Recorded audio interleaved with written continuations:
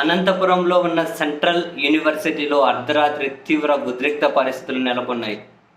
అనంతపురం బుక్కరాయ సముద్రంలో ఉన్నటువంటి సెంట్రల్ యూనివర్సిటీలో రాత్రి అమ్మాయిల వాష్రూమ్లలో ఎవరో తొంగి చూశారు అని చెప్పి అమ్మాయిల వాష్రూమ్లో తొంగి చూశారట.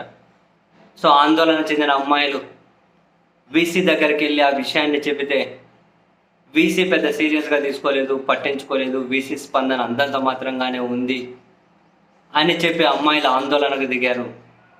అర్ధరాత్రి వరకు ఈ ఆందోళన కొనసాగితే విద్యార్థి సంఘాలు అక్కడికి చేరుకున్నాయి, వాళ్ళకు జత కలిసే.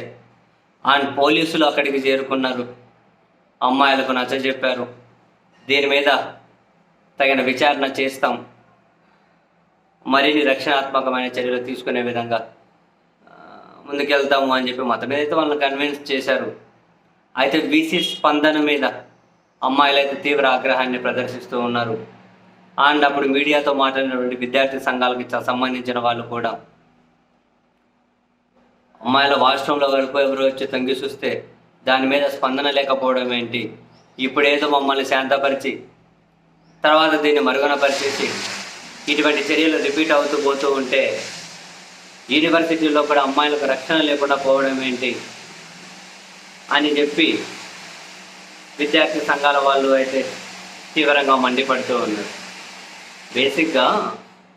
బేసిక్గా అసలు మనిషి ఏ స్థాయికి దిగజారిపోతాడో, అసలు ఆ శాడిజం సైకోయిజం ఏ స్థాయికి పెరిగిపోతుందో తెలియదు. కానీ అమ్మాయిల వాష్రూమ్లకు తొంగి చూడాలు, ఆ బాత్రూమ్లలో కెమెరాలు పెట్టడాలు, ఇంకేడన్నా బట్టల షాపులలో కెమెరాలు పెట్టడాలు, అసలు అంటే అది నైతికంగా ఎంత పతనం అయిపోతున్నాడో చూడండి.